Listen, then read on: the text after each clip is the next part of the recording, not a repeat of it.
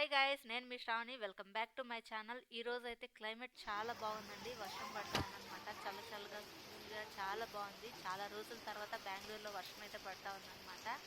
ఈ వర్షం పడతా ఉన్నప్పుడు మనం వేడి వేడిగా పునుగులు కానీ లేకపోతే బజ్జీ మిరపకాయలు కానీ ఇట్లాంటివి ఏవైనా తిన్నాము అంటే చాలా బాగుంటుంది కదా టేస్ట్ కూడా.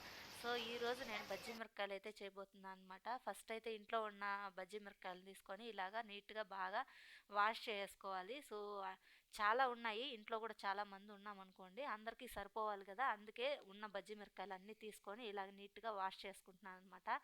వాష్ చేసుకున్న వాటిని ఇలాగ తీసి ఒక ప్లేట్లో పెట్టేసుకుంటున్నాను.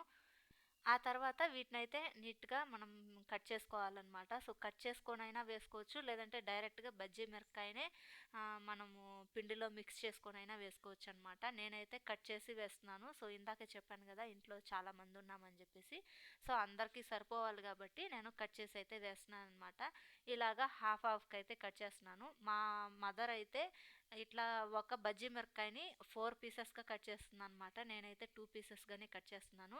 ఇందులోకి ఇంకా ఆనియన్, అలాగే పల్లీలు ఇట్లావి పెడదాము అని చెప్పేసి ట్రై చేస్తున్నాను అనమాట. బయట బండి మీద దొరికే స్టైల్లో అయితే చేద్దాం అనుకుంటున్నాను ఈరోజు. సో మా వాళ్ళు అయితే చల్లగా ఉంది కాబట్టి క్లైమేట్ ఎప్పుడెప్పుడు బజ్జీ మిరపకాయలు చేస్తానా తిందామా అని చెప్పి వెయిట్ చేస్తున్నారు.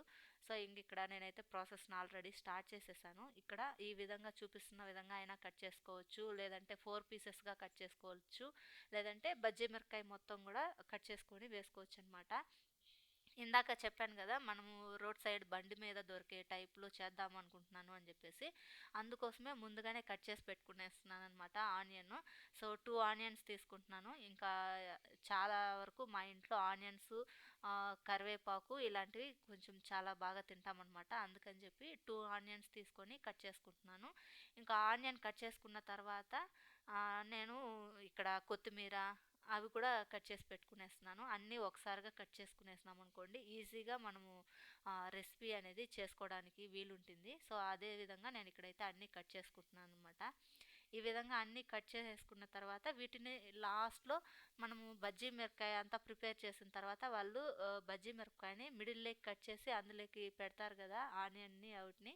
సో అప్పుడు టేస్ట్ అయితే చాలా బాగుంటుంది అనమాట. తినేటప్పుడు కొంచెం క్రంచీగా లోపల తగులుతూ ఉంటే. సో నాకు ఆనియన్ అయితే చాలా ఇష్టం అనమాట. అందుకే ఎక్కువగా ఆనియన్ అయితే కట్ చేసుకున్నాను. ఇంక ఇక్కడ కొత్తిమీర కూడా కట్ చేసేసుకున్న తర్వాత ఇప్పుడైతే నేను శనగపిండిని అయితే కలుపుకుంటున్నాను అనమాట. మీరు తీసుకునే బజ్జీ మిరపకాయలని బట్టి మీరు శనగపిండి అయితే తీసుకోండి. నేను ఇక్కడైతే కొన్ని బజ్జీ మిరపకాయల వరకే శనగపిండిని తీసుకుంటున్నాను అనమాట. 2 కప్స్ తీసుకుంటున్నాను శనగపిండి అయితే. సగం సగంకి కలుపుకుంటున్నాను అనమాట. ఒకేసారి పిండి మొత్తం కలుపుకోకుండా ఇలాగా 2 కప్స్ శనగపిండి తీసుకొని 1 టీ స్పూన్ కారం, ఒక హాఫ్ టీ స్పూన్ సాల్ట్, కొంచెము ఈ సోడా వేసుకొని కలుపుకుంటున్నాను అనమాట. ఇలాగా ఒకేసారి వాటర్ అంతా వేసుకోకుండా కొంచెం కొంచెంగా వాటర్ వేసుకొని మనకి దోశ బ్యాటర్ ఉంటుంది కదా, సో అంతవరకు కలుపుకోవాలన్నమాట. సో ఇలాగా కొంచెం కొంచెంగా వాటర్ వేసి కలుపుకుంటున్నాను. సోడా వేసుకోవడం వల్ల మనకి క్రిస్పీగా అనేది వస్తాయన్నమాట బజ్జీ మిరపకాయలు. సో అందుకోసం వేసుకుంటున్నాను. ఇంకా కారం అంటే మా ఇంట్లో స్పైసీ అంటే ఎక్కువగా ఇష్టంగా తింటామండి. సో మేమే కాదు, మాతో పాటు పిల్లలు కూడా కారము స్పైసీ అంటే ఎక్కువగా ఇష్టపడతారండి. సో అందుకే శనగపిండిలోకి కూడా కొద్దిగా కారం అనేది వేసి మిక్స్ చేసుకున్నాను. మీరు తినే స్పైసీని బట్టి మీరు అనేది పిండిని మిక్స్ చేసుకోండి. అండ్ మేమైతే వీక్లీ వన్స్ అయినా సరే రాయలసీమ గొడ్డు కారం అనేది రెసిపీ అందరికీ తెలిసే ఉంటుంది. సో తెలియని వాళ్ళు ఎవరైనా ఉంటే కనుక నా ఛానల్లో షార్ట్ వీడియోగా పోస్ట్ చేశానండి. దాని లింక్ వచ్చి కింద డిస్క్రిప్షన్లో ఇస్తాను. సో క్లిక్ చేసి ఒకసారి చూడండి. సో చాలా అంటే చాలా టేస్టీగా ఉంటుందండి. వీక్లీ వన్స్ అయినా సరే మేము తింటామన్నమాట మా ఇంట్లో.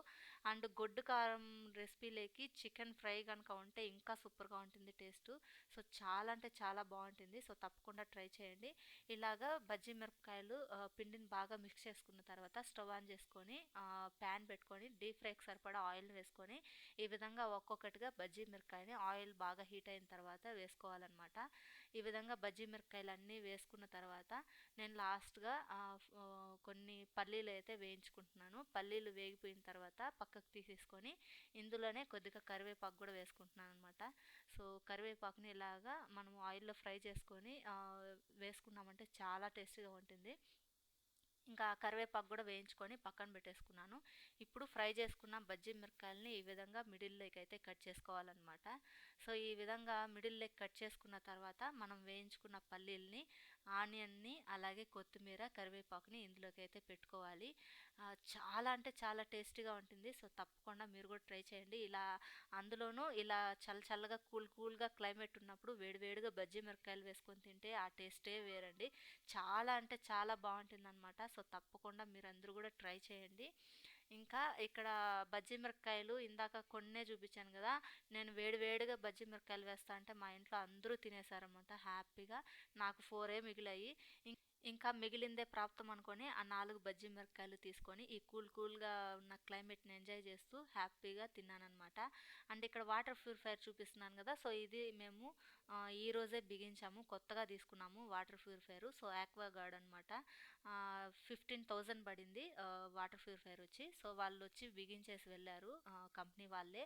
అది ఫస్ట్ వాటర్ పూర్తిగా ఫుల్ అయిన తర్వాత ఆ వాటర్ అంతా పడేసి సెకండ్ టైం వాటర్ నిండుతుంది కదా, సో అప్పటి నుంచి వాటర్ తాగమన్నారనమాట. సో చాలా అంటే చాలా బాగుందండి. ఎవరైనా తీసుకోవాలి అనుకుంటే కనుక తప్పకుండా తీసుకోండి.